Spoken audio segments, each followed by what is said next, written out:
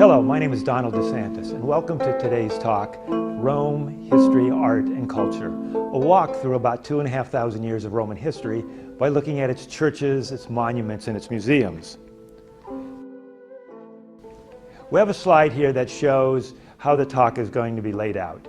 These are three time periods that I've established: classical Rome, religious Rome, and modern Rome.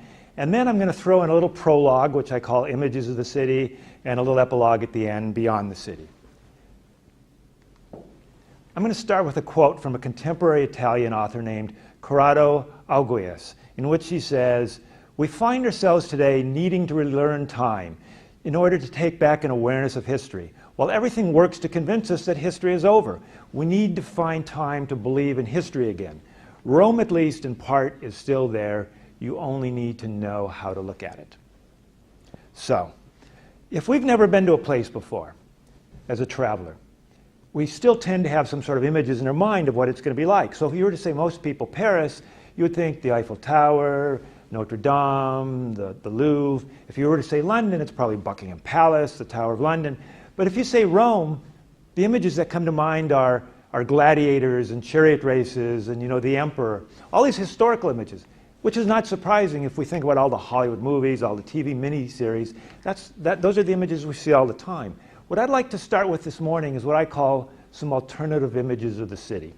So my first image is fountains, water and fountains. Rome is dotted with fountains all over the city. Large fountains like the Trevi Fountain and the Fountain of Four Rivers, small fountains everywhere. And this is probably a legacy of the old aqueduct system from ancient times. Now here we have a fountain, which is just a couple blocks from the main train station. This is called the Moses Fountain, and this was built in about 1590 under the directions of Pope Sixtus IV. Now Pope Sixtus was one of those people that you either loved him or you hated him, and it is said that upon his death in 1590 that people poured into the streets cheering and celebrating. What he had done is he had one of the ancient aqueducts restored and rebuilt. That is called the Aqua Felice. The Aqua Felice came from outside the city. Here was its terminus, and a beautiful fountain was built there called the Moses Fountain. Here's another type of fountain. That's yours truly, standing in front of one of these, what I would call a fountain, but really looks sort of like a water tap. You'll find these all over the city. And, one question might be, well, is it safe to drink the water? It's safe to drink the water unless you see something that says it's not drinkable. But otherwise, it's very safe. In fact, there's nothing better on a hot Roman day in July or August when it's 90 or 95 degrees outside than to come on up with your water bottle, fill it up with very cold spring water. Plus, you don't have to look for a street vendor and pay a couple euros for a plastic bottle of water and then feel guilty about what to do with the bottle after you're done. Here's another image of Rome, the great palazzos. Now, it's very easy when we see the word palazzo to think palace. I don't think palace so much as I think great home, an estate. Think something more like Downton Abbey. Rome for centuries, for a millennia, has been dominated by great families. And if we think back over the last 500 or 600 years, there were numerous families, the Colonnas, the Barbarinis, the Farneses, that all dominated Rome. Now, what do I mean by dominated Rome? Well, the way you would dominate Rome is you get a family member elected pope. Once that person was elected pope, they would appoint other family members to various positions within the city. In particular, it was a practice to appoint your nephews to the College of Cardinals. This practice was so pervasive that the Italian word for nephew, nepoto, forms the basis of our English word, nepotism. Now, most of these great palazzos are still there. Now, keep in mind, these palazzos were a statement about who we are. This is our family. We're powerful. Most of these palazzos are still there. Some of them are government buildings, museums, a few are foreign embassies, and a few are still owned by private parties. This is the Palazzo Colonna. It is still owned by the Colonna family. On Saturdays, it's possible to go in and see part of the palazzo. Go online, you can get the information for that. This is the great reception hall. Now, some of you might recognize this because it's also the final scene of the 1950s movie Roman Holiday with Audrey Hepburn. My third image, and in some ways I think the most important of all, is the churches of Rome. There are over 900 churches of Rome. Now, most people, when they travel to Rome, they think, well, I have to go to the Forum, I have to go to the Colosseum, and I have to go to St. Peter's. All three world-class sites. I would never attempt to dissuade anybody from going there, but what I'm saying is consider the churches of Rome as your fourth item on that list. There's the grand churches we see here, like St. Peter, St. John Lateran, Santa Maria Maggiore, and many of these are very, very old, very ancient. For example, St. John Lateran was built by the Emperor Constantine about the year 330. Santa Maria Maggiore was built in the year 432. Very old churches. The interesting thing about these churches is that many of them are literally art museums in and of themselves. For example, if you go to, in the north of the city, to the Piazza del Popolo, there's a church called Santa Maria del Popolo. If you go into Santa Maria del Popolo, you'll find paintings there by Titian, by Caravaggio, by Raphael, all the greats of the Renaissance and the Baroque era. And you know what? No lines, no tickets, no crowds. What I think is fun is to get up in the morning and literally walk around the city, and when you see a building that looks like a church, and you can usually tell because there will be a cross on the door or a cross at the top of the building, is just step inside. You don't know what you're going to find. For example, I was in Rome a couple years ago with one of my brothers. We were walking down the street. I'm giving him the same talk. Oh, the churches of Rome, you know, you've got to visit them. And I spied a church on our right. And I said, hey, let's open the door and see what's inside. And when we opened the door, that's what we saw. An incredible, beautiful, artistic marvel. This happens to be the Church of St. Ignatius of Loyola, which is a relatively well-known church in Rome. I didn't realize that when I was walking down the street. But that's part of my point. Usually there's no signs that say, hey, this is a great church, this is a famous church, step inside. You literally just have to wander around, open the door, and discover for yourself. Now, this church here is called Santa Sabina. It's on the Aventine Hill. The Aventine Hill was one of the famous 7 hills of ancient Rome. Now, today, very few people go to the Aventine Hill. Why? Because it's a residential area. There's not a lot of monuments or museums up there. Now, I wanted to go to Santa Sabina partly because I'm a history and archaeology nerd, but the other reason is that while many of these churches, like St. John Lateran, Santa Maria Maggiore, are old and ancient churches, when you go in them, they look actually quite modern. Why? They've been remodeled several times over the centuries. Santa Sabina has not. Santa Sabina was built about 400, the year 400. Not much has been done to it since then. And this particular style, if we look at the church here, what you'll see is this is called a basilica. Now, when we hear basilica, we think church, but actually, let's flip that the other way around. The church borrowed the name from the Romans. The ancient Romans, when they built a large public building, they would build it in a certain style, and that style was called the basilica style, which we see here. So by going to Santa Sabina, what I've done is I've come into a building, and I can see and I can feel what this Roman building must have felt like back in the year 400 when it was first constructed. Anyhow, after leaving Santa Sabina, facing the church, if you go to the right, there's this beautiful park. It's called the Giardino di Aranci, the orange garden. There's orange trees, there's pine trees, there's water fountains, and in the distance there's a ledge, and when you walk out to the ledge, you get a great view of Rome. And you also see the Dome of St. Peter's in the distance. It's a very scenic spot. If you go back to Santa Sabina, and if you turn to the left, what you'll see is this large walled compound. This compound is known as the Sovereign Military Hospitaller Order of St. John of Jerusalem, Rhodes, and Malta. Well, that's quite a mouthful here. But if we think back to the 12th century, there were 2 great crusading orders, the Templars and the Hospitallers. In about 1191, when the city of Jerusalem fell to the great Muslim general Saladin, the Hospitallers were forced to flee the city. They went to the island of Rhodes. They were on Rhodes until the early 1500s, when Rhodes fell to the Turks. They then moved westward, and they settled on Malta, and they ruled Malta for several hundred years, until about 1797, when Napoleon Bonaparte lands on Malta with his army, and the knights are forced to leave Malta, and they go to Rome. So they have a couple of compounds in Rome. This is one of the compounds. It's completely walled. The wall's about 20 feet high. It's almost like a castle. And we see here, we see a line of people out in front of the compound. You'll see that line almost every day. Well, what's that line there? What are those people doing? Well, today the compound is rented out. Corporate parties, weddings, things like that. In fact, the day I took this picture, there was a wedding going on inside. But The reason why people line up is they see this great wooden door. And this door is from the 1700s, and it has this large lock that, that would take a skeleton key. Well, what happens is when you get up to the door, you bend down and you look through that lock, and what you see is this, a perfect view of St. Peter's through the lock at the Hospitallers compound. Now, as we walk around the city and look at a couple of other churches, one of my favorites is called the Church of St. Cosimus and St. Damian. Now let me sort of describe the setting here for a moment. We have the Roman Forum here, and across the street we have the Colosseum.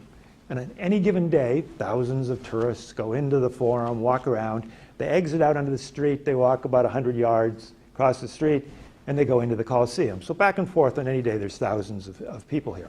In between the two, there's two buildings on the side of the street. Now, you can't even tell what these buildings are. There's no signs. I mean, they could be warehouses, they could be apartment houses. You really don't know what they are. But what they are is they're two churches. If you're in the Forum, and you look here, we see this front of a building. This is called the Temple of Antoninus and Faustina. But you can see the back of the building, so the front of the building is an ancient Roman building. The back of the building is not. So what I'm saying is if you're in the Forum, you see the Temple of Antoninus and Faustina. If you go out onto the street, it's the entrance to the church. Next to it is another church. Now again, from the Forum, this is what you see, the Temple of Romulus. But when you go out onto the street, you see an entrance to a building. That's the Church of St. Cosimus and St. Damian. If you go inside, what you'll find is this beautiful church with this incredible altar, very colorful. And as you walk closer and closer to the altar, it's just amazing, the colors, just how blue it is. The colors jump out at you.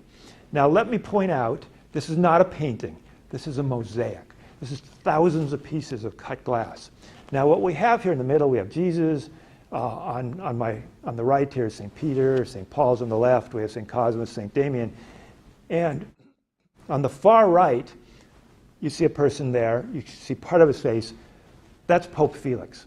Pope Felix ordered this ancient Roman building converted into a church and this altar built in the year 527. This is not from the Renaissance or the Baroque era. It's nothing to do with Michelangelo or Raphael or anybody like that. This is very late classical Roman building. And you know what? The first time I ever went in this church, 6 or 7 years ago, there were crowds of people outside, going from the Forum to the Colosseum. And you know how many people were inside this church? 4 people. And I've been back in this church 2 or 3 times since then, and there's never been more than 10 or 15 people. And that's what I'm pointing out here about the churches of Rome. Incredible churches, incredible art, no lines, no crowds, no ticket fees, anything like that. I'm going to talk about one more church before we move on as part of our prologue. And this is the Church of San Antonio de Portuguese, a very small church. You can see how colorful it is. It's all gold and green and brown. This is a Baroque style church. This church is about 2 blocks north of the Piazza Navona. Now, I was in Rome in about 2009 or so, and it was a Sunday evening, and I'm thinking, what's there to do on a Sunday evening in Rome? And I went online on my phone, and I found that there was going to be a concert in this church.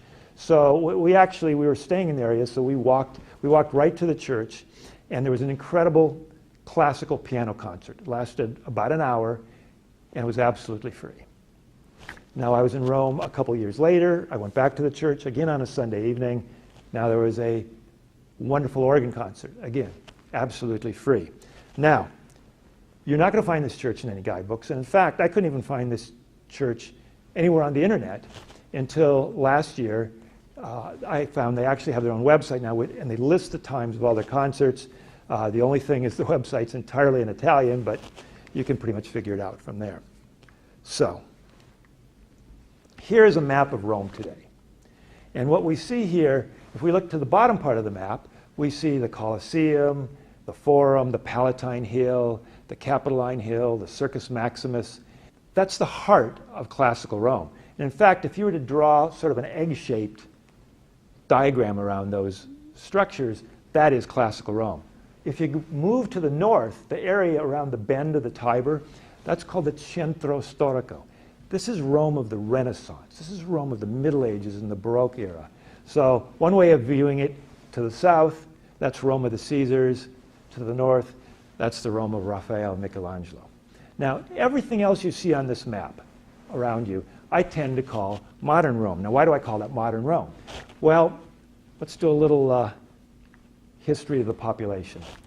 Back in the classical era, how big was Rome? How big was ancient Rome? Well, we don't know exactly because the Romans didn't take censuses. But we do know that by about 200 BCE, the city was growing so fast, so rapidly, food had to be imported. First from Sicily, then from North Africa, eventually from Egypt. Food, which would be grains and oil and grapes and wine, would all be put onto ships. It would go to the port of Ostia on the Italian coast. We'll talk about Ostia a little bit later. From Ostia, it would be downloaded onto barges, sent up the Tiber River to the city. Now, from the shipping and distribution records, historians have estimated, I guess I should say guesstimated, that the population of ancient Rome was about 1 million people. It's a good number. Most people just say 1 million, but we're not sure. It could be 1.25 million, 1.5 million.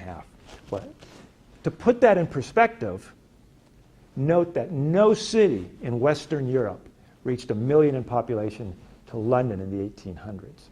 But ancient Rome was a very large city. Now, what's the population of Rome today? Oh, it's about 3 million plus or minus, including the suburbs and so forth. The interesting point is, let's go to the middle of that. Let's go to Rome in about the year 560. What is the population of Rome in 560? Again, we don't know because there were no censuses. But the Italian peninsula has just emerged from something that's called the Gothic Wars, which were very devastating to the city of Rome. What is the population of Rome in 560? It is estimated that it was maybe 50,000 people. The population has gone from 1 million or 1.5 million all the way down to 50,000 people. And in fact, the city continues to decline. If you go forward a little bit to the year 800, the great Frankish king Charlemagne comes to Rome to be crowned Holy Roman Emperor, this new office by Pope Leo III. And what is the population of Rome in the year 800? Maybe 15,000 people. Let's take a look at this slide here. What we see is the Colosseum in the distance, and then we see a lot of olive groves and trees. It's a very rural, sort of pastoral setting. But then when you start looking into the trees, what do you see? You start to see that there's some buildings in there. Well, what these are ruins of ancient structures. And this is what happens when the city goes from 1 million people down to 15,000 people, is that forest land, swamp land, pasture land, they grow back and they take over the old city. But interspersed in all those areas are the remains of old buildings. Note that this is not a sketch or a drawing, this is a photograph. When was it taken? I don't know. I'm guessing this picture was taken about 1880 or so. Could have been as late as 1890. The population of Rome in 1870 was only about 150, 160,000 people. And today it's over 3 million. That's why I say when you look at a map of Rome today, most of that has developed in the last 100 or 120 years. Now, with that, let's start our tour through classical Rome. Right in the middle of the Roman Forum is a structure which is called the Temple of the Divine Julius. Now, we're looking at the Temple of the Divine Julius. The problem is, when you tour these ancient sites, you're walking around and you're looking at something like this, and your guidebook says, well, in front of you is the Temple of the Divine Julius, and it is so many meters long and so many meters wide. It's made of white marble, blah, blah, blah, blah, blah. And you're looking at this thing, and you're kind of staring at it and looking at it, and you suddenly think to yourself, you know, this thing just looks like a pile of rocks.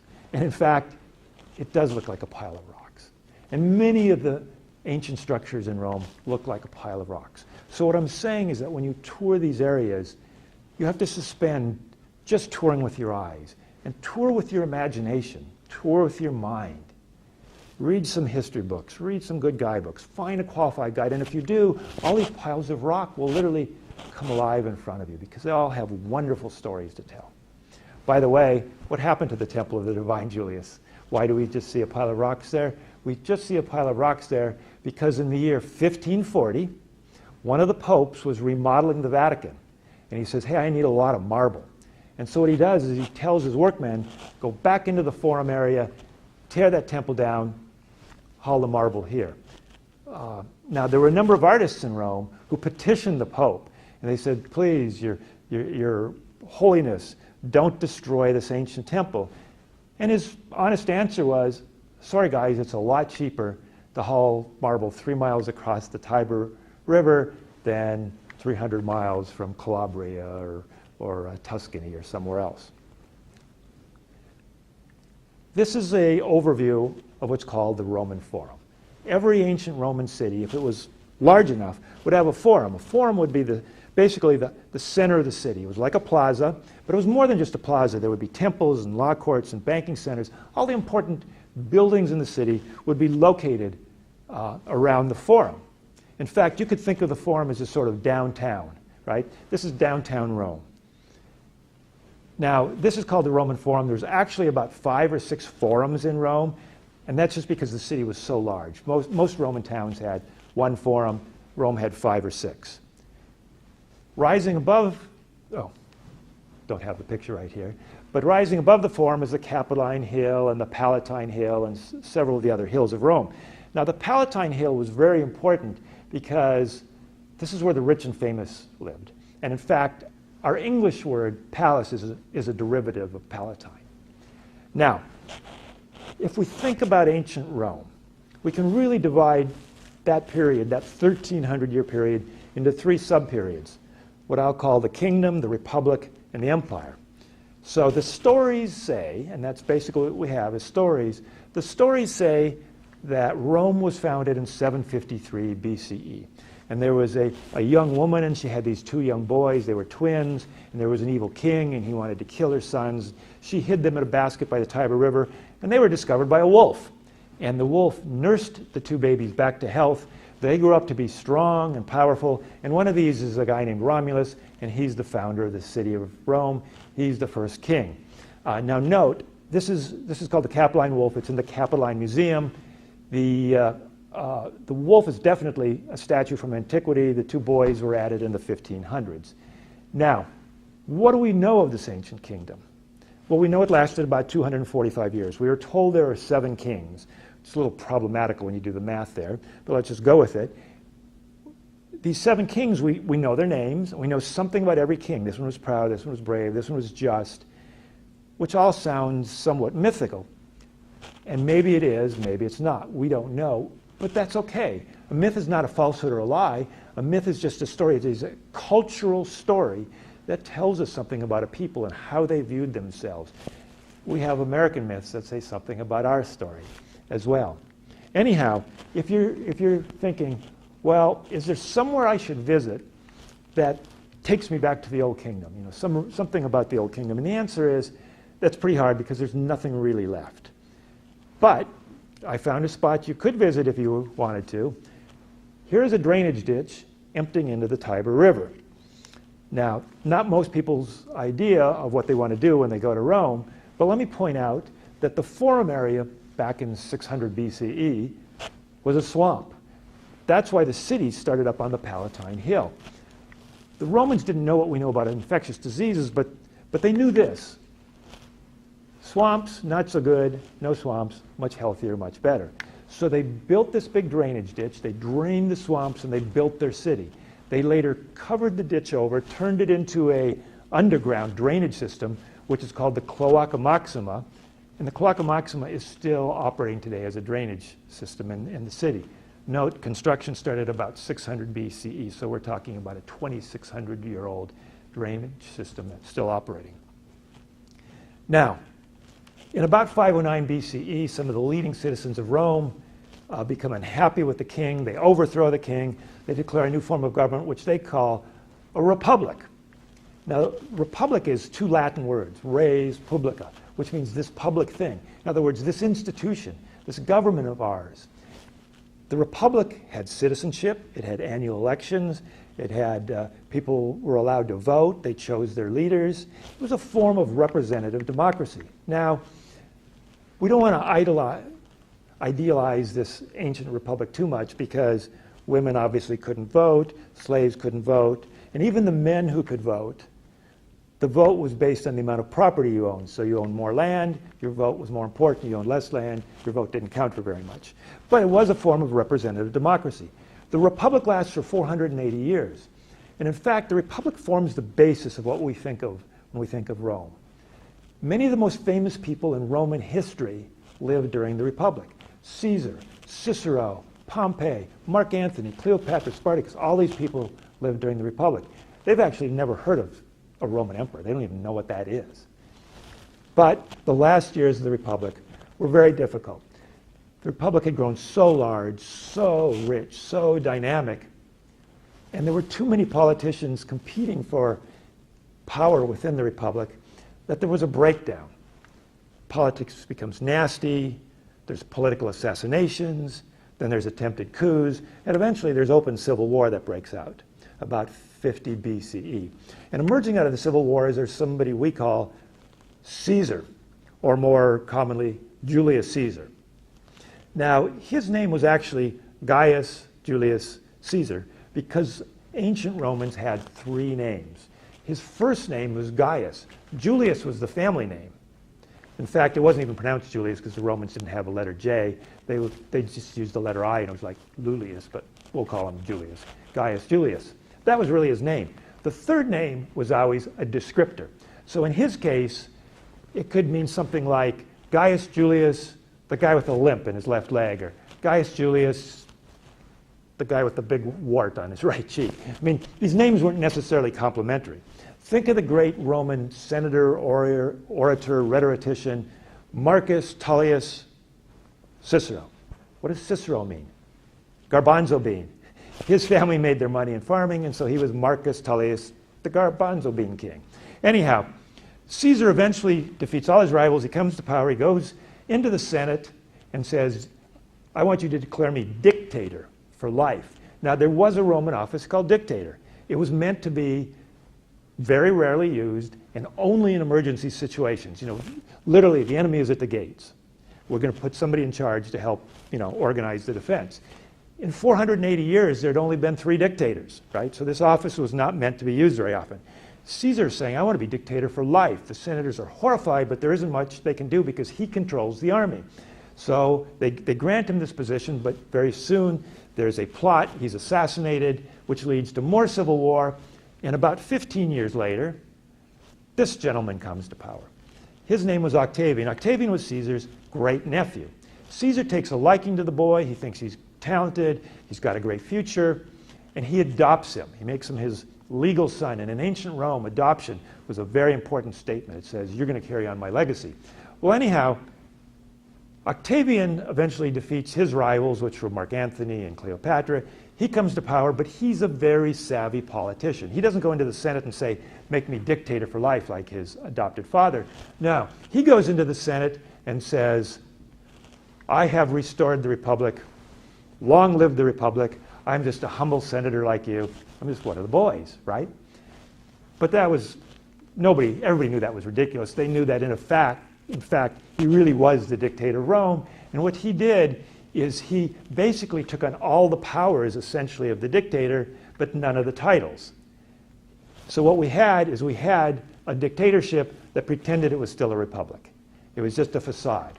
Now, the Senate isn't really sure what titles to give him. So one title they give him is called First Citizen. Then they give him another title called Augustus.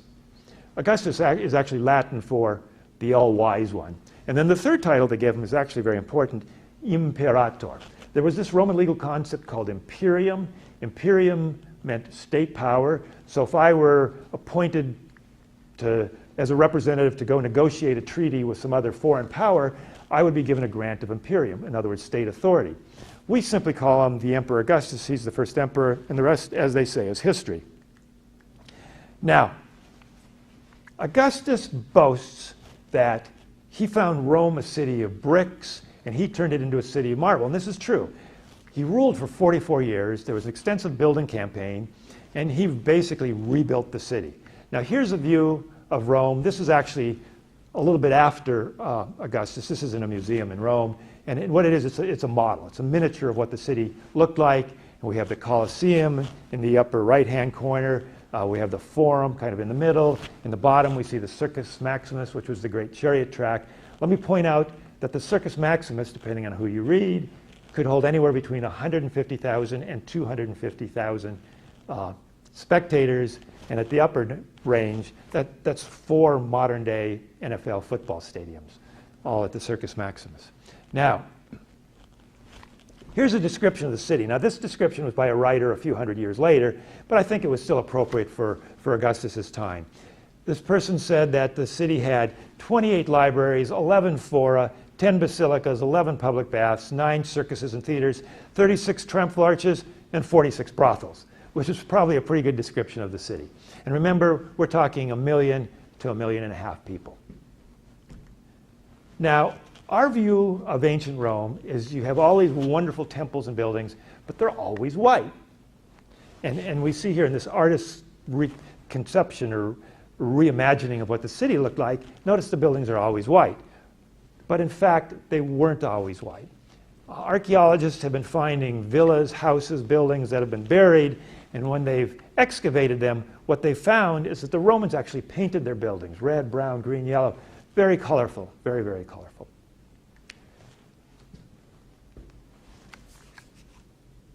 If we think about the period after Augustus, the next couple hundred years, this is called the Pax Romana, the Roman peace.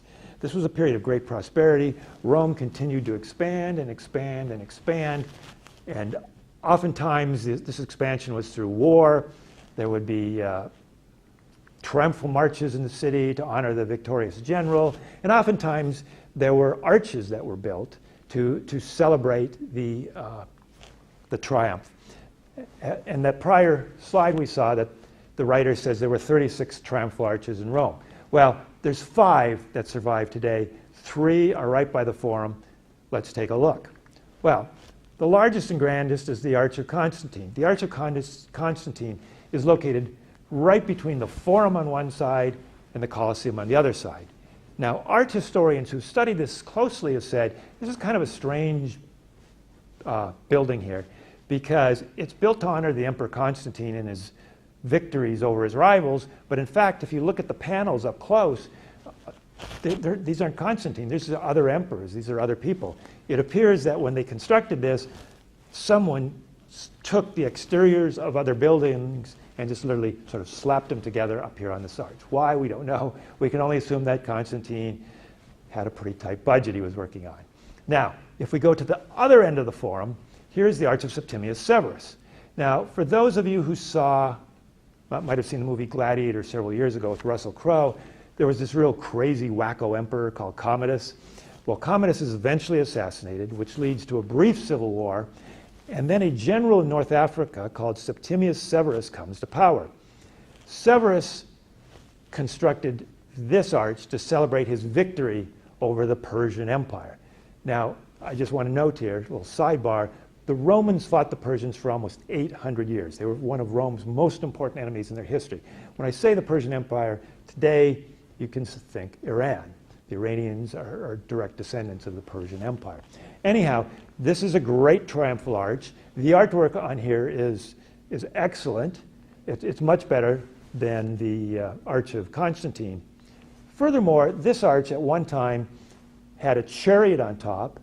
It had the Emperor Septimius Severus and his 2 sons, Caracalla and Geta, because it was his intention that his sons succeed him as co-emperors when he died, which they do. But shortly after that, one of the brothers, Caracalla, murders the other brother, Geta, and essentially wipes out his memory. In fact, he invokes this Roman legal concept called damnatio memoriae, which basically means, brother, I didn't have a brother. He takes his brother's statue off the chariot, and on the archway, it references Septimius Severus, Caracalla, and Geta, and he literally removes his brother's name completely. Now, Caracalla is a poor emperor. He's not a very good emperor.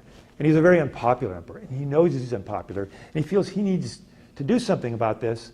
And so he builds this structure called the Baths of Caracalla. This is a 5 or 10 minute walk from the Colosseum. At the time, these were the largest baths ever constructed in Rome. They could accommodate about 2,000 people. There were hot water baths, cold water baths, lukewarm baths, exercise rooms, libraries. It was an incredible building. The building was huge, it was large. It actually, underground, it had roads in the basement because they would have to bring in cartloads of firewood and coal to fire the baths to keep them going. Now, if you go to the baths of Caracalla today, unfortunately, this is what you're going to see. There's no statues or artwork because these baths have been looted dozens and dozens of times over the centuries. I took this picture because I just wanted to provide a sense of just how large this building is. We look all the way down. This is an interior hallway. These baths were probably 200 yards long. I mean, it was a very large building. Now, today, the baths in the summer months host opera concerts, July and August. In 2015, when I was in Rome with my brother, we were there opening night for Madame Butterfly. It's a wonderful experience. As you can see here, they use the actual buildings, the ancient ruins, as the backdrop for the opera. There's a stage there, and it's actually quite affordable. I really encourage you, if you're in Rome in July or August, to attend. Now, here's some pictures of the area around the baths. So it's not just the baths. The baths are actually in a very park-like setting. There's wonderful pine trees all over. The most famous concert that occurred here was in the 1990s with these gentlemen, and it was hugely popular. If you missed it, don't worry, you can get the CD or DVD, and PBS loves to play it during all those fundraising events, so it's likely you can see it on television. Now, there's one more arch we want to look at. We're back at the Forum. This is called the Arch of Titus. The Arch of Titus was built to celebrate a victory in the Jewish wars of 66 to 72. The Jews rose up in rebellion. A general named Vespasian was sent to put the rebellion down. While he's there, he hears that the Emperor Nero has been overthrown. He leaves his son Titus in charge of the army. He heads back to Rome. Vespasian heads back to Rome to try and seize power. Titus lays siege to Jerusalem, and after 2 years, the city falls. And the Roman troops loot and burn Jerusalem. And most importantly here for our story is that they destroy the great temple of Jerusalem. You know, what's sometimes called Herod's temple or the second temple. This is the one that's in the New Testament. Now, if we approached the archway, and if we were to go underneath the archway and look straight up, what you'd see is this. These are the Roman soldiers carrying away all the treasures of the temple. So you can see the menorah candle, the ram's horn, various other things that they're taking away. It is said that for centuries, literally for 1900 years, no Jewish person in the city of Rome would go near the Arch of Titus because the thought of what represented, you know, the destruction of their culture was just too overwhelming.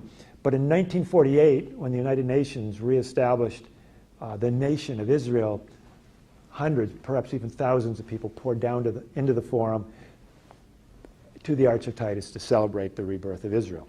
Now, as you go walking around the Forum, one of the first things you'll notice is there's some buildings that are in great shape and some buildings that are not in such great shape. Now, this building here is called the Roman Curia. This was the meeting house, the last meeting house of the Roman Senate. It was built by the Emperor Diocletian in about 284. If we look next to it, we see the remains of a building, and there's just nothing there but a bunch of bushes growing out of it. What happened is, with the collapse of Roman political power in the 4th and 5th centuries, someone stepped into the void, and that someone was the Bishop of Rome, or the person we call the Pope. A number of these old Roman buildings were converted to churches. This became the Church of San Adriano. Buildings that became churches tended to survive. Buildings that didn't become churches, well, they tended not to survive. This building was also restored by Mussolini in the 1930s. You know, this leads to kind of a discussion, well, what happened to the Roman Empire? Where did it go? Too long a discussion to have here in today's talk, but let's just say this. After this 200-year period of Pax Romana, we get into the 3rd century, and things begin to destabilize. In the year 235, the emperor is assassinated.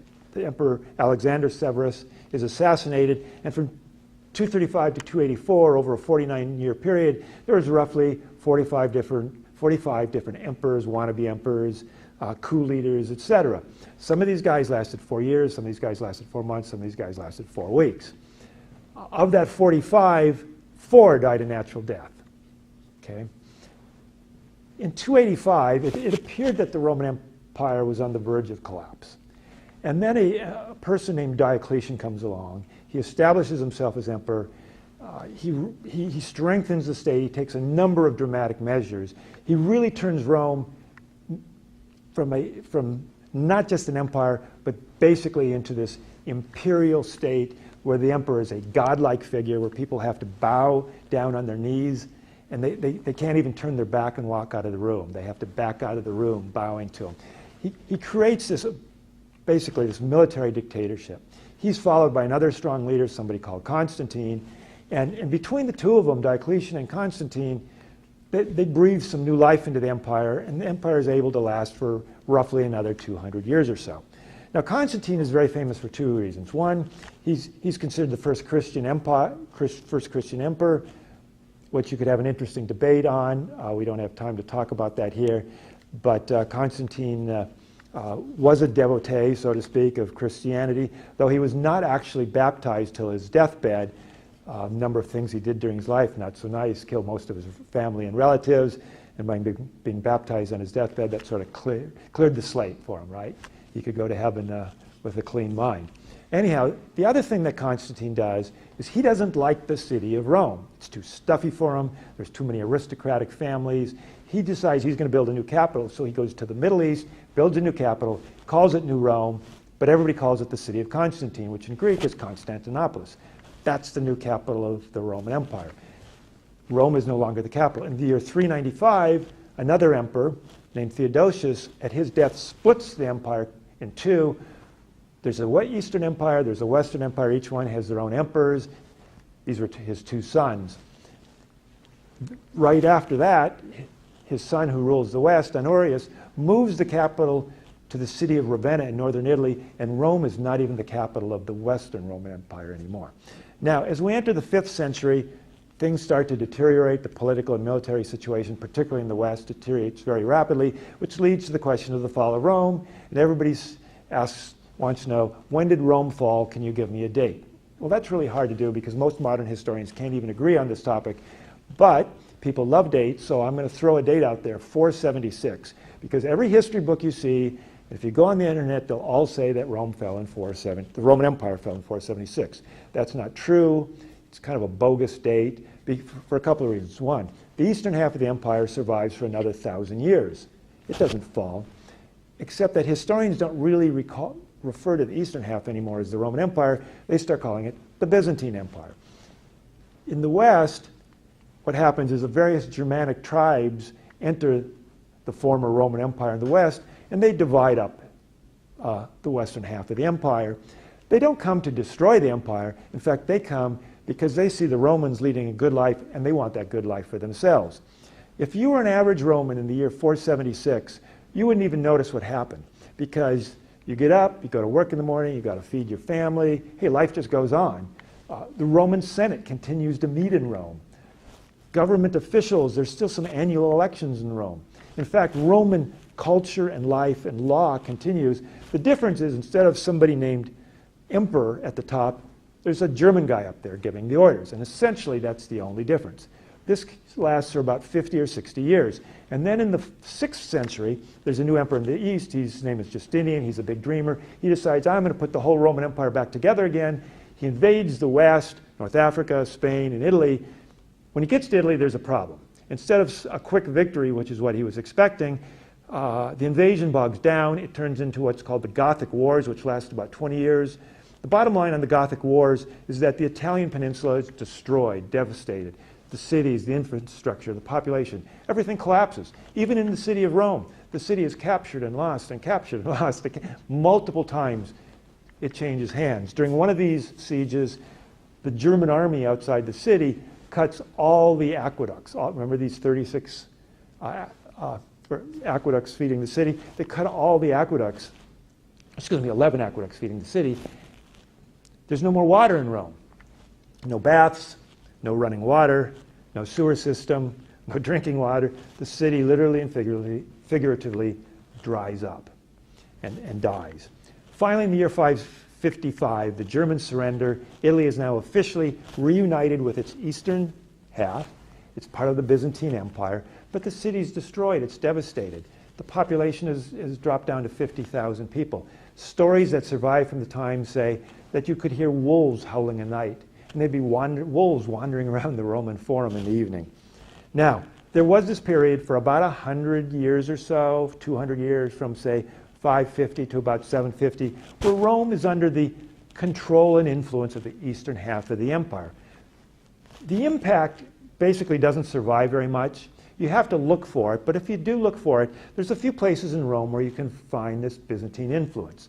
For example, there's a church about 10-minute walk, 15-minute walk northeast of the Colosseum. It's called Santa Prassede. The important thing about Santa Prassede is that it's built in a Byzantine style. All the artwork, all the statues, the icons are Eastern, not Western. There was another church called Santa Maria, which was actually located in the Roman Forum. Santa Maria was built in the year 400. In 847, it's destroyed, pretty much destroyed, in an earthquake. And it's buried, and everybody forgets about it. Nobody even remembers it anymore. Until 1900, when some archaeologists digging in the Forum, their shovel goes down and go, oh, wow, what's this? It looks like there's something underneath here. And it's this small church of Santa Maria. It's taken 30 years or so, but the Roman city government has restored the church. And again, what's interesting about Santa Maria, and once again, this is inside the Roman Forum, is that all the artwork is Eastern Byzantine style. It's not Western style. So again, here's a wall from Santa Maria. This is an artist's conception of what the church looked like originally. Again, Eastern style art. Now, so that's a short and quick summary of what happened to the Roman Empire. But still, people, you might wonder, okay, but what happened to the buildings? I mean, if we had a city of 1 million people, what happened to all those buildings? Well, as the city shrinks to 50,000 people, what I'll call the survivors essentially abandon the old classical city. What they do is they move to the north to the area we call, or what I called, the Centro Storico. And when they look back at the old city, they see all these old buildings there, and the first thing that comes to mind is free building materials. And from about the year 700 to the year 1700, piece by piece, they tear down the old city, and they use that material to build buildings, to build a new house, for example. In particular, if you melt down marble, high heat, you get lime, and lime is the key ingredient for cement, and cement was the primary building material in Rome in the Middle Ages. Now, this seems like a sad story that they tore down most of the old city, but let's call it a story of recycling. Because as you walk around Rome today, you'll see things like this. This is the Temple of Hadrian, one of the Roman emperors. Now, over time, the building wasn't torn down, but it was modified. They built a wall here, they built a wall there, they put some windows in, and suddenly this old temple becomes part of a modern building, or quasi-modern building. In the 1800s, this becomes the Rome Stock Exchange. Let's cross the Tiber River into the area called Trastevere. Again, this is a very old church from the late 4th century called Santa Maria in Trastevere.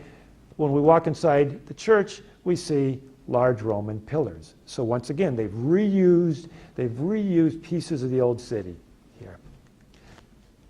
This Church of St. John Lateran. I've mentioned that St. John Lateran is probably the oldest church in Rome, built about 330 by the Emperor Constantine. It's incredible. It's an incredible church. What most people don't realize is that St. John Lateran was really the home church of the Bishop of Rome. Within the Catholic Church, each bishop has a parish, which is their home church. The person we call the Pope is the Bishop of Rome. This is his home church.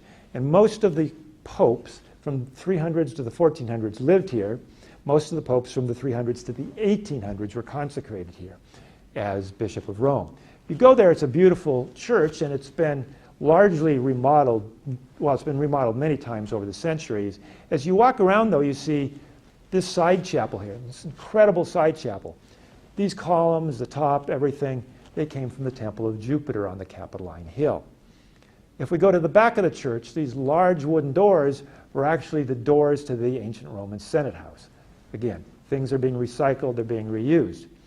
If we go to the Piazza Farnese, which is in the south of the Centro Storico, we see these fountains. They're sort of different looking fountains.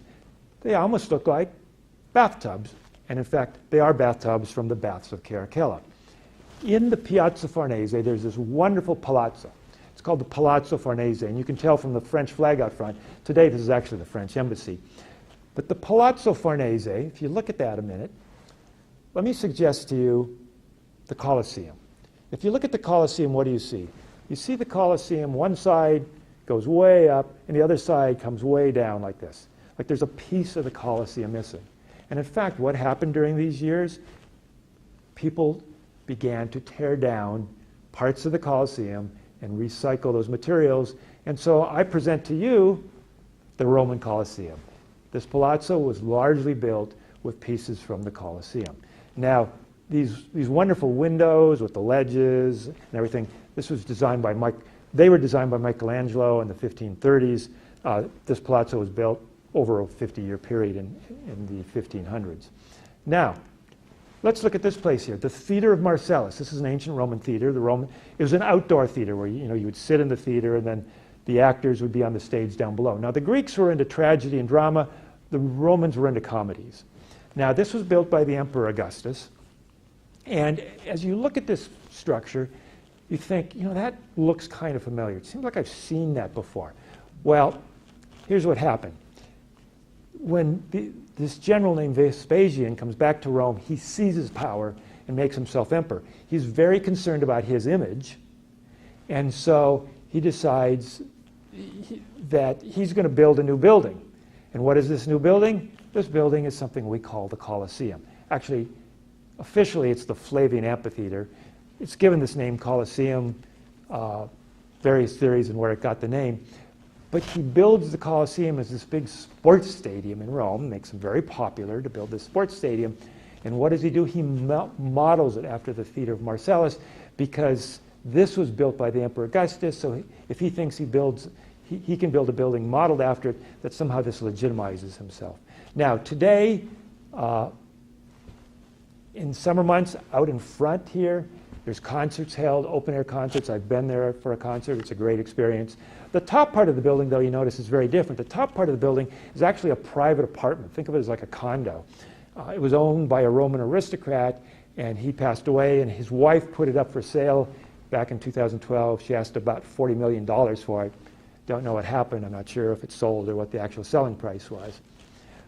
Which then brings us to this building, which is one of the most famous buildings in Rome. In fact, I think it's the greatest existing surviving Roman building. You'll get a debate on that. A lot of people say, well, the Colosseum is the greatest building. I think that the Pantheon, is perhaps the greatest building. Now, we're not exactly sure what this building was used for. We think it was a temple to all the gods, hence the Greek words pantheos, all the gods, form the Pantheon. Now, there's some writing on the front of the building. Now, one problem with reading Roman script is that every letter was a capital letter. They didn't use spaces. They didn't use punctuation. They didn't use commas and periods. And they abbreviated their words. So for a modern-day reader, it's a little hard to see what that says. But it says,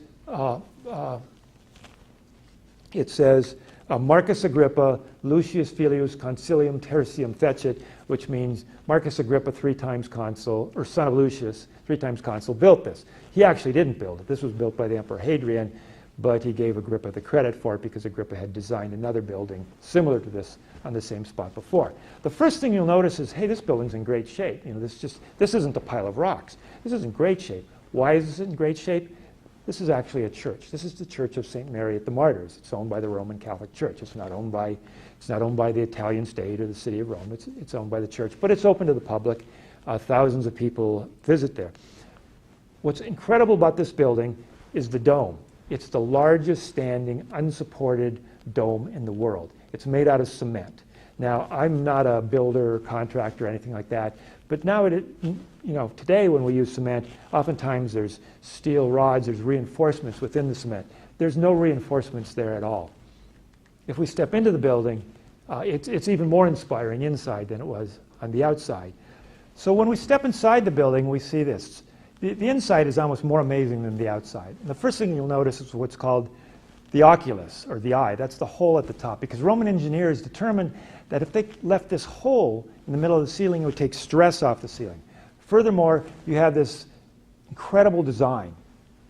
Those sort of notches or cutbacks in the ceiling were also designed specifically to take weight off the ceiling. Furthermore, what the Romans did is when they mixed their cement to create the ceiling, they put heavier, thicker cement, with aggregate and a lot of rocks at the bottom, and lighter pumice stone as the building goes up towards the top. Once again, there's nothing supporting this building. It's just strictly the cement. Now, buried inside the Pantheon are a number of famous Italians, some kings of Italy. The artist Raphael is buried there.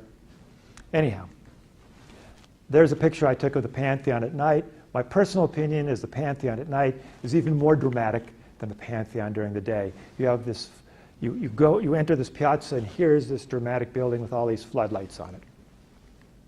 Now, let's fast forward to the 15th century, all right? And we find this here from this writings left from a visitor to Rome, in which he says, there are many splendid palaces, houses, tombs, and temples here, and an infinite number of other edifices, but they're all in ruins. There's much porphyry and marble from ancient buildings, but every one of these marbles are destroyed in a scandalous fashion by being burned to make lime. And what is modern is poor stuff. The men of today who call themselves Romans are very different in bearing and conduct from the ancient inhabitants. They all look like cowherds. Obviously, this gentleman was not very impressed with the city in the early 1400s when he visited there. And in fact, Rome was still a very small city, right? The population was probably 15,000 people still, and much of the city still was in ruins.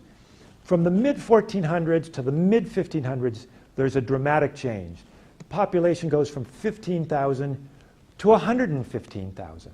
Why? It's the Italian Renaissance.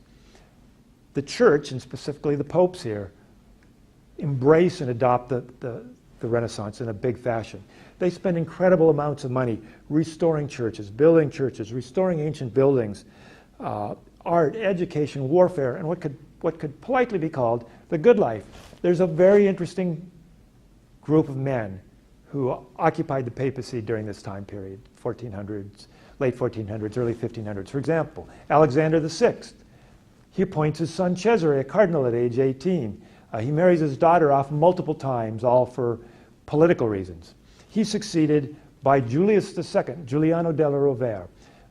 Julius was very controversial. He had 3 mistresses. That's not why he's controversial, because nobody cared about that. All the popes had mistresses back then. What's controversial is that he's a warrior pope. He dons armor and he leads the papal army in the field. And he lays siege to cities that won't pay their taxes to him. And in fact, there was a movie made in the 1960s called The Agony and the Ecstasy, where Rex Harrison plays the Pope. Anyhow, Julius decides that he wants to rebuild the Church of St. Peter's. There's this church called St. Peter's. Now, I've talked a little bit about St. John Lateran, but there's this other church called St. Peter's.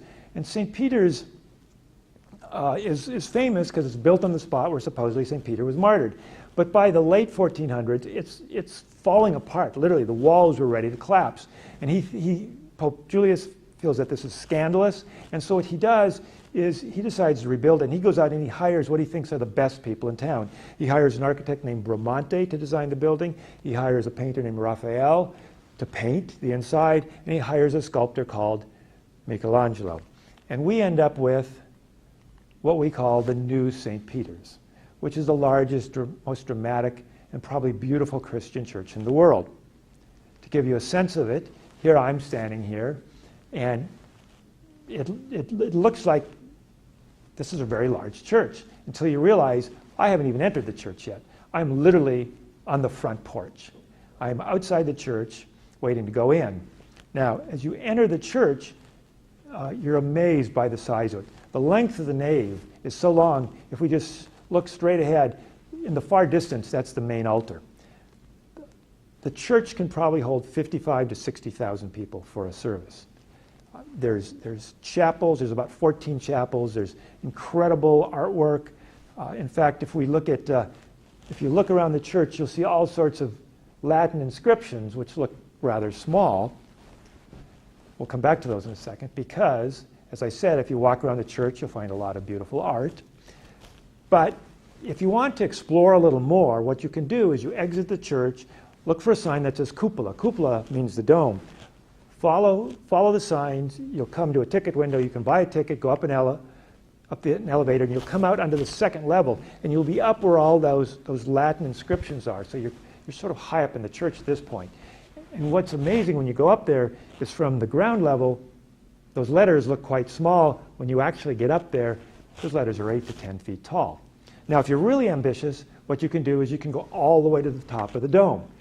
It's about 390 steps up a winding staircase, which it's quite a workout. I've done it. But when you do, you're rewarded with a view of the city of Rome, which is just incredible. Now, after visiting St. Peter's, most people say, that's incredible. I'd like to see the Sistine Chapel. How do you get there? The problem is you can't get there from here. You have to exit, go across the piazza, turn left, and follow a wall for about a mile all the way around, because Vatican City is actually a walled city. Again, it's like a castle, right? So there's a wall all the way around it. We see a picture of the wall, and we also see a picture of the line. Now, I was there about a year and a half ago, and I took my brother. We wanted to go see the Sistine Chapel. The line was rumored to be 2 hours long, and it was 95 degrees outside. I was able to skip past that because I'd done my homework. I'd read ahead of time in some good guidebooks, and I found a way how to skip the line by making a reservation. Anyhow, to get into the Sistine Chapel, you actually have to go into what's called the Vatican Museum. The Vatican Museum is one of the world's greatest museums. It gets about 6 million visits a year. The former curator of the museum said that if you wanted to see everything in the museum, it's going to take you 7 hours. Now, most people don't have 7 hours or don't want to spend 7 hours there.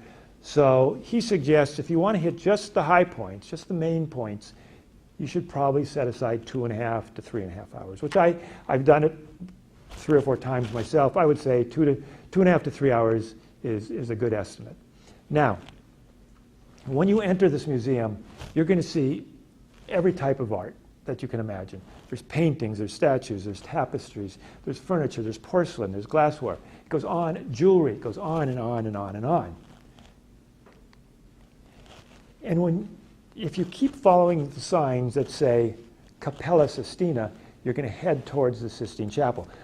As you go there, you're going to pass through what are called the Raphael rooms. These were the private apartments of the Pope, and the walls are all adorned with paintings either done by Raphael or by Raphael's students. This is one of his more famous paintings. It's called the School of Athens. What this is a scene that includes all the great philosophers, mathematicians, and scientists of ancient Greece. So we have Aristotle, Plato, and so forth. Now, if we look at this, the guy on the left, I believe, is Aristotle. To paint these people, what Raphael did is he actually used contemporaries of his. He drew sketches of his contemporaries, and then he used those sketches to paint them on the wall. So Aristotle is actually Leonardo da Vinci. This gentleman sitting down up front, who's kind of got his head in his hand, that's Michelangelo. And on the far, far right of the picture, you see a guy kind of looking like this. He's peeking out and looking at you. That's actually Raphael. He painted himself in the picture as well. Eventually, though, you will come to the Sistine Chapel. Now, here's an interesting point about the Sistine Chapel. Pope Julius commissions Michelangelo to paint the Sistine Chapel, the ceiling of the Sistine Chapel. Now, the chapel, the walls had already been painted before, but he wanted the ceiling redone. And he tells Michelangelo, I want you to paint the ceiling. And Michelangelo goes, but wait, I'm not a painter, I'm a sculptor. In fact, Michelangelo had just finished this statue. It's called his statue of Moses, which is in the church of San Pietro in Vincoli, short walk from the Colosseum. And he tells the Pope, I can't paint, I don't do frescoes. But the Pope basically tells him, you're going to paint the ceiling. And so from the years 1508 to 1512, Michelangelo, who's in his 30s at the time, paints the ceiling of the chapel. Now, it's pretty much a one-man show. He has a couple helpers mixing paints. He has 1 or 2 people who lift the paints up to him on ropes. But as far as the painting, it's all him. And we end up with a dramatic ceiling that looks like this. In the middle, we have the famous creation of man. God is reaching out to Adam. These are all biblical scenes. This is an incredible piece of work, basically, by one person. And I also might add, by someone who claimed he wasn't a painter. My comment is not bad for a first try. Anyhow, Michelangelo, 30 years later, is brought back. He's brought back when he's now in his 60s to finish painting the Sistine Chapel. Only this time he's going to do the wall at the end. And he's now in his mid-60s, and he's complaining, oh, my arthritis is killing me, my shoulder hurts, I got this crick in my neck. But he spends from about 1534 to 1540 painting painting the wall at the far end. This is his famous Last Judgment. In the middle, obviously, is Jesus. He's judging people based on their lives. Some people are going up, and as you see, some people are going down. Now, being someone who had studied the ancient Greek and Roman painters, Michelangelo, as with many of his contemporaries, they were influenced by the Greeks and Romans, and they tended to paint a lot of nudes into their pictures. A number of church officials were very upset about that. They said, look, this doesn't belong, in a church, in a house of God. This is inappropriate. And there was one official in particular who heavily criticized Michelangelo, tried to convince the Pope to not let him do this, but eventually Michelangelo got the approval to go ahead. And so that particular person is actually one of those figures going down to hell, as are all his critics over the years. They're in that bottom group of people.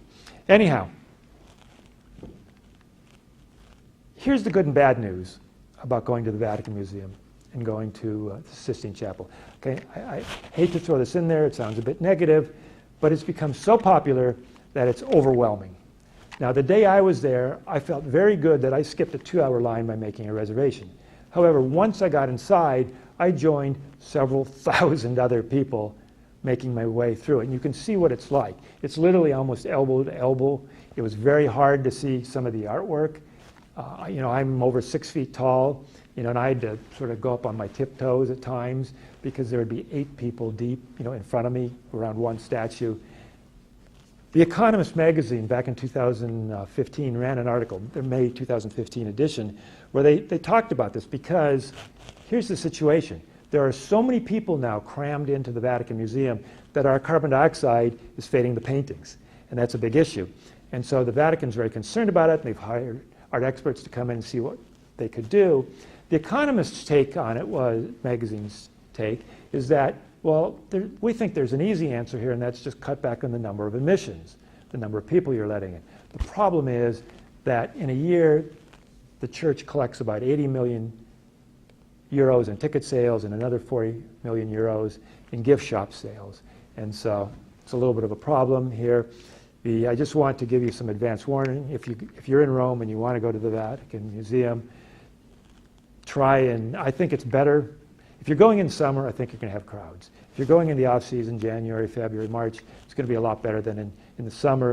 In the summer, I'm not sure exactly what you can do, but that's the situation with the Vatican Museum. Now, what else was happening in Rome? Well, a lot of things were happening in Rome. And the city government hired Michelangelo to help design a new city hall. That city hall is on top of the Capitoline Hill. Michelangelo not only designed these buildings at the top of the Capitoline Hill, he designed this staircase that goes all the way up. So you can read about it, go on the internet, get a good guidebook, and they'll tell you about his design work there, because it's incredible. At the top, you have 2 museums, 2 buildings. They're called the Capitoline Museums. Interesting experience. I took this picture. I was there in early July. The city was crowded. I told you about a 2-hour wait at the Vatican Museum. It took me an hour just to get into St. Peter's. But yet when I go to the Capitoline Museum, there were about 2 people in front of me. So there's these incredible museums in Rome that people don't always go to because they go to the Forum, the Colosseum, and St. Peter's. Anyhow, at the top of the stairs, this area is called the Piazza di Campidoglio, which basically it's the plaza of the city hall. Now, if you go into the Capitoline Museums, again, incredible art, and you can see here how empty the museum is inside. And this is, on a summer day. More incredible art. You'll see more statues there than you probably have ever seen in your life. I love this one. He seems to be saying, ladies' room, down the hall on the left, about 20 meters. There's lots of famous art in there. This is called a Dying Gaul. This is the Emperor Marcus Aurelius on his horse in bronze. It's worth probably saying at this point that there's so much to see and do in Rome that there's the temptation to overdo it. It's like 9 o'clock we're going to be at the Forum, and noontime we're going to be at the Colosseum, and 3 o'clock we're going to be at the Capitoline Museum. You try and do that, which is, it's easy to do, or to be tempted to do that, you end up with what I call one museum too many. You don't really want that. You want something more like this. Again, this is at the Capitoline Museum. On about the third floor, there's a cafeteria. You go in there, you can get an espresso, you can get a wonderful sandwich, and you can go out, and there's a patio there, and you can just roam around the patio and look at the city of Rome.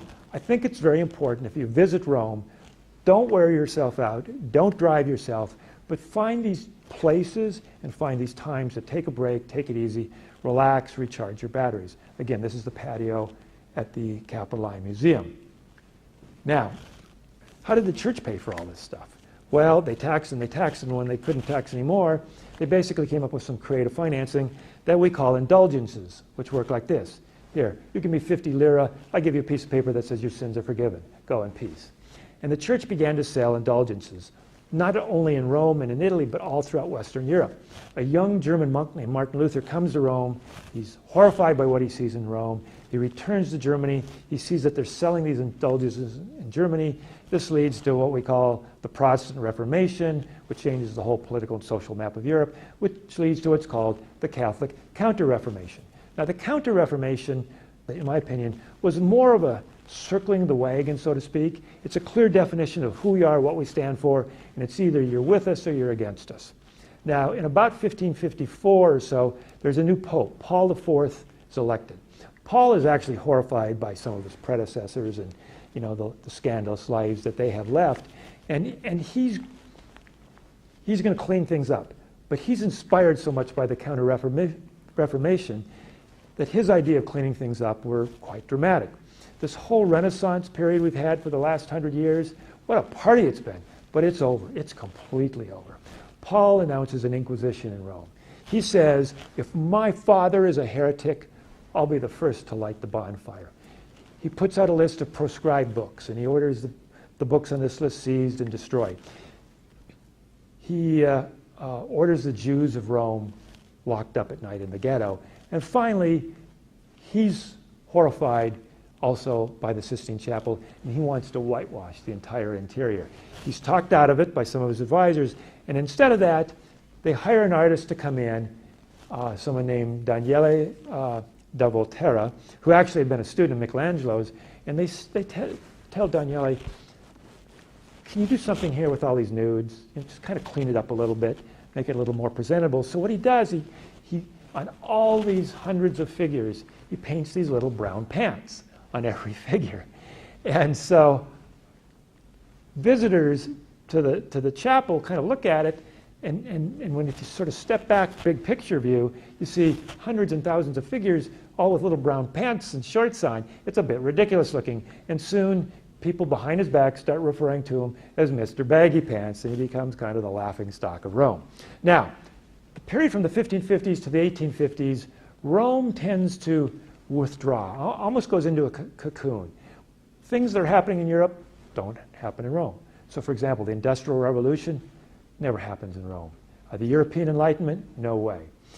In fact, by the early 1800s, an English politician, a member of parliament, in a speech was saying, well, at one time all roads led to Rome, but now there's only two, and neither were very safe. And this was sort of the view of Rome during that period.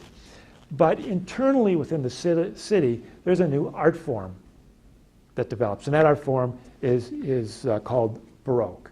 I'm not an art historian. I can't really tell you a lot about the history of the Baroque period. Let's just say that it was quite different. It was a break from the Renaissance painting. Before the Renaissance, all art was religious, but it was all two-dimensional. It was flat. Saints, the Virgin Mary, but they didn't look like real people. During the Renaissance, most art is still religious, but it's now three-dimensional. And so the saints and the angels now actually look like real people. The difference with the Baroque period is it was more about emotion and showing your emotion, just really letting it all out. An Italian author of the 20th century, Luigi Barzini, who was a critic of the Baroque period, says, it's sort of like you could have drawn a straight line, but instead you draw a curve. And he had various other, not very complimentary things to say about the Baroque period, which is probably a little bit unfair, but let's take a look. The most famous artists of the Baroque period, I believe, are the painter Caravaggio and the sculptors Francesco Borromini and Gian Lorenzo Bernini. Caravaggio is a painter. Now, let's get back to just churches for a moment. As I said, as you wander around Rome, you'll see these churches, and the tendency is just to walk right past them because there's over 900 churches. But what you don't know, just like the Church of St. Cosmas and St. Damien, you don't know the incredible art that's inside these churches. So if you're in the Centro Storico, there's this church called San Luigi dei Francesi. If you were to go inside, what you'll see is a bunch of incredible paintings by Caravaggio on the walls. Again, there's no fees, no admission price, and there's no crowds either. Anyhow, Caravaggio is quite dramatic. His paintings are not 3 by 5, they're more like 14 feet by 12 feet. Incredible. Huge, large, very dramatic. And his scenes are all dramatic. The beheading of St. John, the crucifixion of St. Peter, the martyrdom of St. Matthew. He does all these incredible, incredibly large, dramatic paintings. And also, the style is very dark and very light. There's no real shades of gray here. So it's darkness and it's bright. This style, which is called chiaroscuro, is really a forerunner of some of the great Flemish artists like Rubens and Rembrandt. Now, Caravaggio's personal life, much like his painting, was very dramatic. He had mistresses, he went out partying, drinking, all the time with his friends, and in fact, he's accused of killing a pimp in a bar fight, and he has to flee the city of Rome because he's going to be arrested and charged with a capital crime, which meant the death penalty. Now, he appeals to one of his patrons, and one of his patrons is Cardinal Scipione Borghese. Now, Cardinal Scipione Borghese became a cardinal because his uncle was the Pope. Now, Cardinal Borghese was a patron of Caravaggio, bought many of Caravaggio's paintings, and he accumulated this collection of art. Some he obtained legally, some he obtained under rather dubious means, and this collection of art he put into his house, which was called the Villa Borghese. The Villa Borghese today is the Borghese Art Museum. So the art you see in the museum today was accumulated by the good cardinal back in the early 1600s. The cardinal loved beauty, he loved art, he loved people, he wasn't too much into the religion thing, but we can see his house here, how ornate it is, and the incredible art that's in there. Now, here is one of Caravaggio's pieces. It's called Madonna and Child. He was commissioned to do this. A lot of people criticized Caravaggio for this for two reasons. One, they said, look at Jesus, he doesn't have any clothes on. You can't show Jesus without clothes on. It's okay when he's a little baby, but not when he's older. And the second reason why he was criticized for this is that this woman who plays the Madonna there was actually the most famous prostitute in Rome. Anyhow, if you wander around the museum, there's some really incredible art there. For example, here is Pauline Bonaparte. She modeled as the goddess Venus. Now, this is a couple hundred years later after Caravaggio, but she models as Venus. Now, when French government officials hear that she's done this, they're horrified, and they say, how could you do this? And she said, yeah, it wasn't too cold. That was her basic reaction. Now, let's wander around and let's look at some of the art. Notice I've talked about Francesco Borromini and Gian Lorenzo Bernini. Bernini was a sculptor, many famous pieces, and as we'll see later, Bernini in many ways changed the face of Rome. This is one of his most famous works. It's called Apollo Chasing Daphne. It's in the Borghese Museum. Here's another one of Bernini's famous works. This is not in the Borghese. This is in the Church of Santa Maria della Vittoria, which is over by the train station. This is the agony, or actually this is the ecstasy of St. Teresa. An angel is plunging a flaming arrow into her heart while she contemplates the glory of Jesus Christ. Now, we think, well, that's a little kind of strange sounding, but remember, this is the Baroque period. It was all about emotion, emotion, emotion. Some people criticized this work. They thought it maybe wasn't appropriate. It maybe even had a little bit too much of a erotic tone to it. Let's go back to the Borghese Museum again. This is Bernini's David. Compare this to Michelangelo's David in Florence in the Accademia. Michelangelo's David is this tall, majestic figure, very contemplative. Look at Bernini's David, right? He's got this anger in his face, this attitude. He's spoiling for a fight. He's ready to go. And that's really, in many ways, highlights the difference between the Renaissance and the Baroque periods in terms of art. Now, I said that Bernini, in many ways, remade the city of Rome. He was hired to redesign churches, fountains. One of his most famous projects was St. Peter's Square. The obelisk that you see coming up in the middle, that's part of his design. Now, that's an ancient obelisk from Egypt, but he had it moved here. The whole square is Bernini's design. All the saints, all across the top of St. Peter's and the colonnade all the way around, that's all Bernini's design. Hadrian's tomb, sometimes called Castle San Angelo. This bridge here, which is called the Ponte San Angelo, which goes over the Tiber River. Notice all the statues here. That's another Bernini project, right? This is his idea to put all the statues there. Let's go into the Piazza Navona. There's a famous fountain there, the Fountain of Four Rivers. And what we have is this fountain personifies the four great rivers of the world.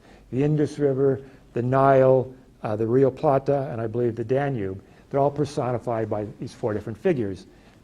But this is in the Piazza Navona. Again, this is all Bernini. This is all his design. Now, we have a problem here. And the problem is that we have this other sculptor named Borromini. Borromini was one of Bernini's students. The problem is that over time, Borromini grows to hate Bernini. He feels, I'm just as good as he is. He gets all the good contracts. He gets all the good projects. He gets all the fame, and I get nothing. Now, this is Piazza Navona again. In the middle, we can see the Fountain of Four Rivers. But rising above it, on one side, this is the Church of St. Agnes in Agony. Borromini gets the contract to design this church, which he does, and he is so excited because his church is looking down on Bernini's fountain. Now, I was in Rome a couple years ago, and I was in Piazza Navona, and as I exited out of the piazza, I sort of turned left, and I saw a museum there, and it said Museum of the Piazza and the Museum of Gladiators. I'd never been there, so I went inside, and it was quite interesting. Now, the first thing you'll notice about the Piazza Navona, it doesn't look like the other piazzas. They all tend to be square or rectangular. This one looks like a big, long oval. It looks like a racetrack because, in fact, that's what it was. This was built around the year 90 CE by the Emperor Domitian. It is the Stadium of Domitian. Over time, the Stadium of Domitian forms what we call the Piazza Navona. Now, this museum I was in had a collection of gladiatorial armor and weapons. Now, I took several pictures when I was there. I'm not showing them all. I'm showing only a few as samples. I was quite intrigued because I'd never seen such colorful armor, shields, so forth, certainly not for gladiators before. So we'll take a look at a few of these slides. There's some more. There's some more. I love this one. This helmet on the right kind of looks like Tweety Bird there, you know. Anyhow, so let me back up a minute. So we get into the 1700s, and we get into the late 1700s, the early 1800s, and Rome is starting to wake up a little bit. What's happening is there's the emergence of, I hesitate to use the word tourism, but it's something called the Grand Tour. If you were the son of a wealthy aristocrat, a wealthy business person, maybe even a starving artist, it was felt that if you toured the great cities of Europe, that this is what turned you into a gentleman. This is what educated you. And one of the main stops on the Grand Tour was the city of Rome. And soon we see hundreds of people, Germany, England, all over Europe, with these sons of aristocrats and philosophers and artists and business people showing up in Rome. Now, most of them, quite honestly, were there just to party and drink and have a good time. But there is some artistic vitality here. And there was a cafe. There is a cafe. It's called the Cafe del Greco. It's on the Via Condati. It was founded in the year 1760. It is still there today. This becomes the hangout of all the young German artists and philosophers and wannabes, people like Goethe and Schopenhauer and Wagner, and a whole long history of well-known Germans gather there. In fact, so many that the Romans actually call it Cafe dei Tedeschi, which means the German cafe. A couple blocks from there is basically where the young Englishmen go. So Byron, Keats, Shelley, and many contemporaries all gather in this area. They rent apartments, they hang out in bars there, And the Romans called that Il Ghetto dei Inglesi, the English ghetto. Well, we get into the early 1800s. Rome is still kind of quiet. Not much is happening. In fact, the great Austrian Chancellor Metternich in the early 1800s says, Italy is not a country, it's just a geographic region. And in many ways, he was true until about 1848. And in 1848, these revolutions break out all over Europe. And revolutions break out in Italy, including in the city of Rome. A couple of leaders, young leaders, Giuseppe Mazzini, Giuseppe Garibaldi, they overthrow the Pope. They declare Rome to be a republic. Now the Pope, Pius IX, fearing for his life, disguises himself. He flees to Naples. He asks for outside assistance from the Catholic rulers of Europe. The French send in their army. There's a big battle on the Janiculum Hill. The rebels are defeated. Many are imprisoned, executed. Some flee into the mountains, but the Pope gets his throne back. But the spark of Italian nationalism has been lit. It's not going to be put out or go away that easy. And 10 or 12 years later, Garibaldi returns. He lands in Sicily. He seizes control of Sicily. He lands in southern Italy. He seizes control of southern Italy. He controls half the peninsula. In the far north, the most important kingdom was the kingdom of Piedmont and Savoy. The king is Victor Emmanuel. His prime minister is Camillo Cavour. Cavour doesn't want Italy to be a republic.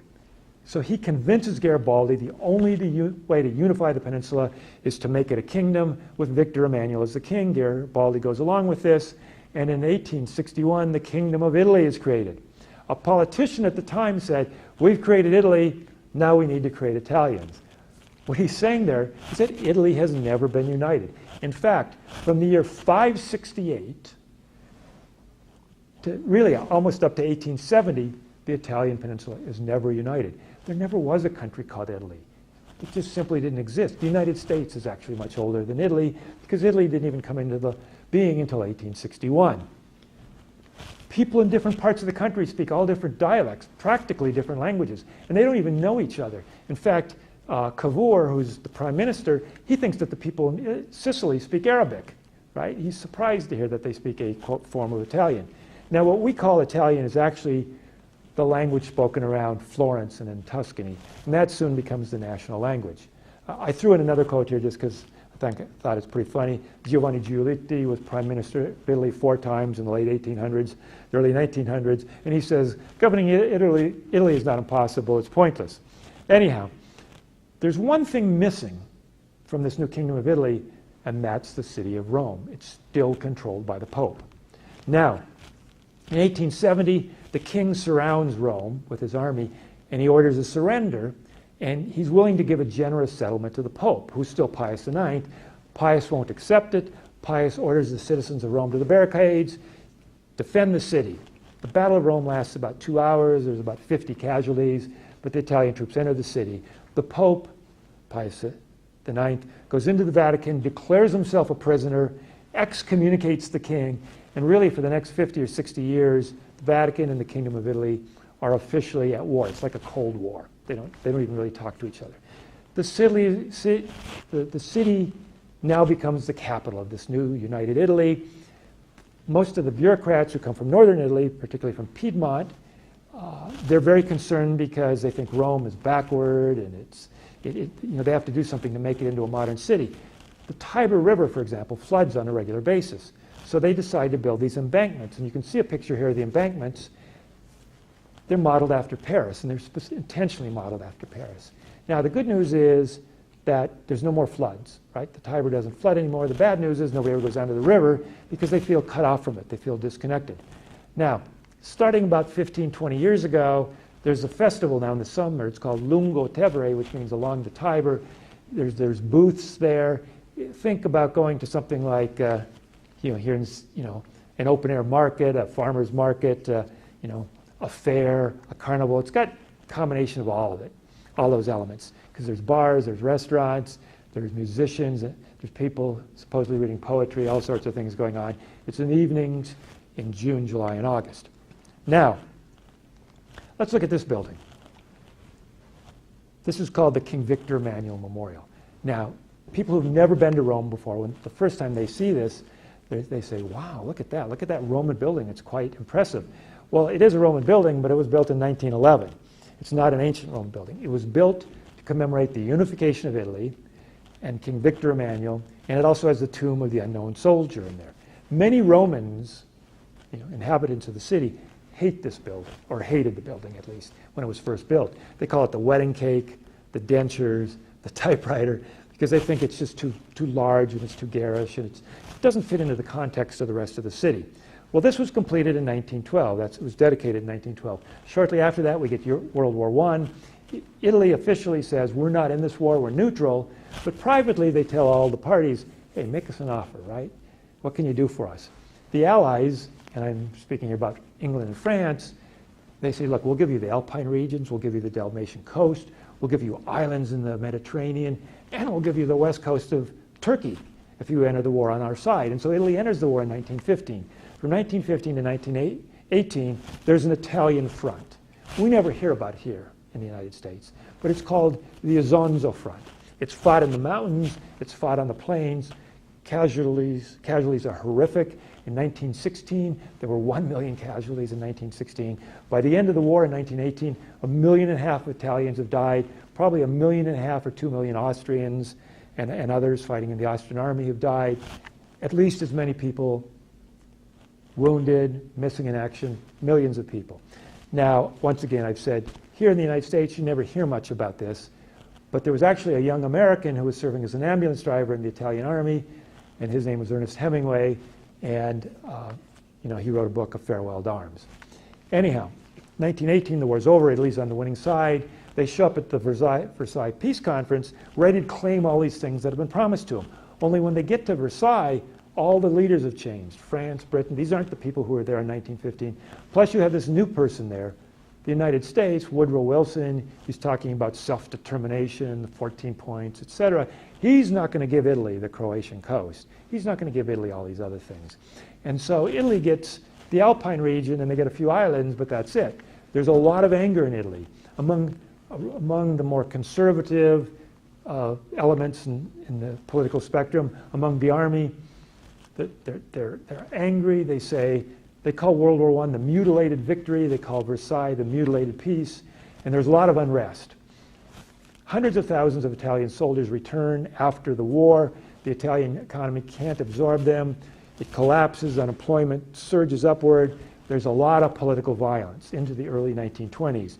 You've got right-wing groups. You've got left-wing groups literally battling it in the street. People are killing each other. There's a lot of unrest.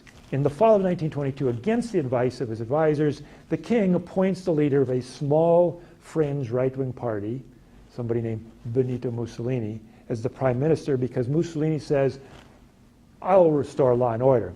Well, he does restore law and order at the cost of Italian democracy. He basically snuffs out Italian democracy. He becomes the new dictator of Rome. He sees himself as the new Caesar. First thing he does, he makes peace with the church. Signs a treaty with the church. The next thing he does is he wants to build this colonial empire. It's a new Roman Empire. And as part of that, he wants to glorify the old Roman Empire. So what does he do? Here's a street called the Via dei Fori Imperiali. On your right is the Forum. Straight ahead of you is the Colosseum. This street didn't exist 100 years ago.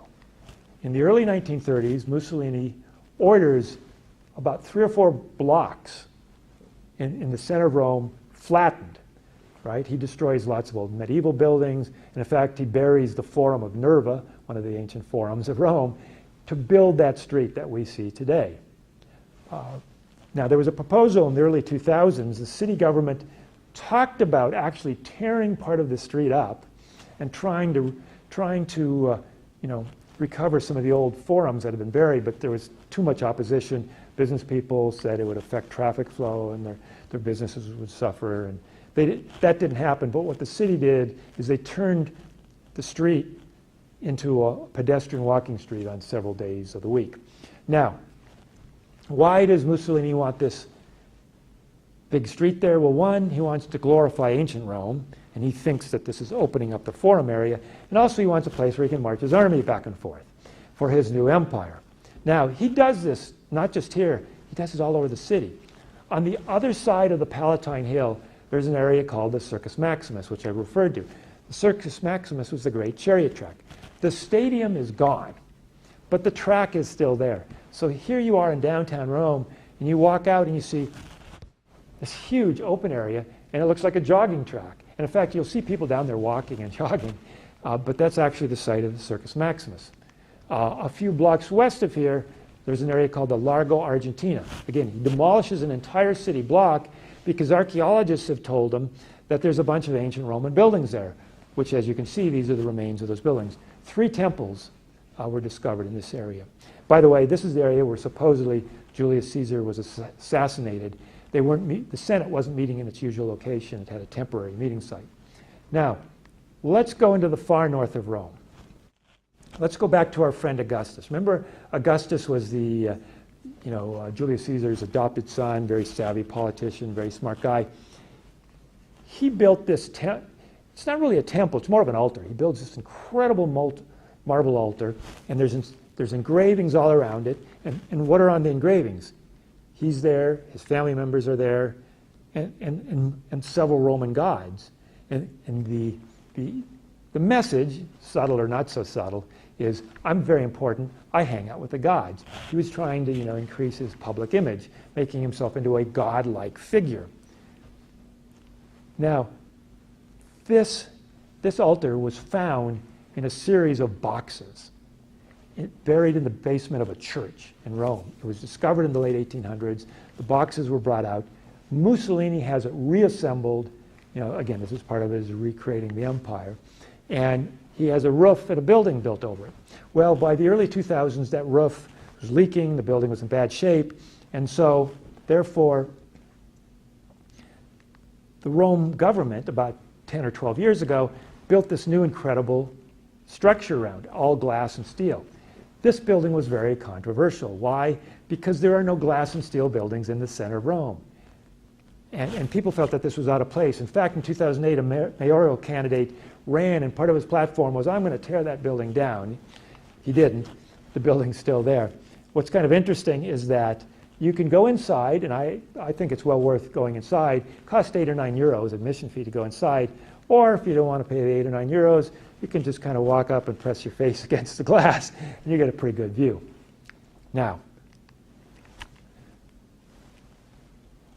Mussolini does one more thing. He wants to build a new Rome, a fascist Rome. And this is just going to be south, just south of the main city. And he builds this over a 2 or 3 or 4 square block area. He builds this really interesting collection of buildings. They're all white. They're all very sort of modernistic, but not modernistic, very dramatic design. This one is called the Square Colosseum, because if you look at it, you see all those arches. It looks like the Colosseum, but yet it's not round, it's square. This area was going to be the site of the 1942 World's Fair, and after the World's Fair, it was going to become the basis for his new Rome. Well, as you could probably guess, there was no 1942 World's Fair because we had World War II going on. But the buildings are all still there. This is sometimes referred to by the acronym EUR. You can take a subway. It's like 10 minutes out of the center of the city if you want to walk around and visit the place. This kind of brings us to the end of our walking tour of the city. But I said I had an epilogue. I wanted to close with some other ideas that are outside the actual city of Rome itself. Because visiting the city is incredible, it's dynamic. It's one of my favorite cities in the entire world that I love to travel to. But you must understand, it's a large city, it's a lot of traffic, cars. Romans have a reputation as the drivers. These motorcycles zipping all around. It can get a little wearing sometimes. So what can you do to get out of the city? Well, one thing you can do is you just can take some day trips. One day trip is to Ostia. Now, I said Ostia was the port of ancient Rome, and that's true.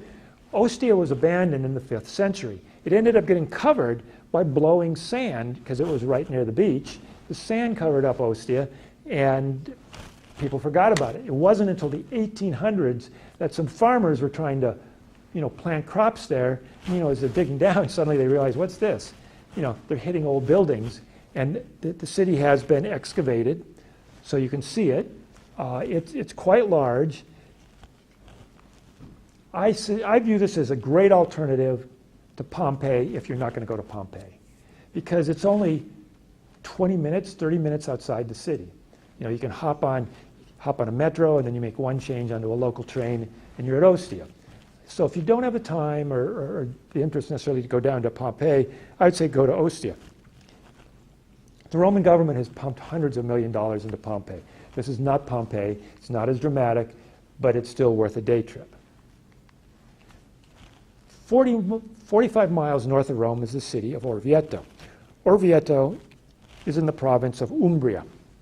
It's a hill town. If you're familiar with the concept of hill towns, Umbria and in Tuscany, sort of central and northern Italy, you have these hills that rise up, almost like, you know, we call them a mesa here in the United States. These hills that rise up 500-600 feet in the air. These cities, in ancient times, were built at the top of the hill, in medieval times as well, because being at the top of a hill 500 feet up, it was a great defense system. Orvieto is this town. It's a hill town. If you go to the main train station, I bought a second-class ticket, €6 one way. You're in the city, and you're in Orvieto in about an hour. When you get to Orvieto, you catch this cable car, or what they call a funicular, up to the city, and you can roam around this wonderful city up there. Now, this is the Orvieto Cathedral. I took a picture of it because it's considered one of the most beautiful church exteriors in all of the country of Italy. Honestly, I've been to Orvieto 3 times. It's a beautiful church exterior. There's 900 churches in Rome. I don't go to Orvieto to see the church exterior. I go to Orvieto to just roam around the streets. It's a wonderful little city. There's a lot of boutiques, clothing stores, restaurants, wine bars, and so forth. My final consideration is going to Pompeii. Now, Pompeii can be done in a day. It used to be said that it would take you 10, 12, 14 hours to do it. You'd have to catch a train from Rome to Naples, and in Naples you have to change to a local train out to Pompeii. It's a pretty long day, but it was a doable day. Now, I was going there with my brother 2 years ago, and so what I decided to do was not to come back, but to actually spend the night down by Pompeii. But not in Pompeii. If you continue another 25 minutes further on the train, you come to Sorrento, which is on the northern end of the Amalfi Coast. By the way, there's now a bullet train that goes from Rome to Naples that takes only an hour, which shortens the trip quite a bit. But Sorrento is well worth visiting, as you can see here, and as we can see here. Anyhow, those are some alternatives, which leads me to conclude. Thank you for being here and listening to today's talk. I'd like to show you what I call my favorite part of Rome, the colors of Rome, the gelato shop. Thank you.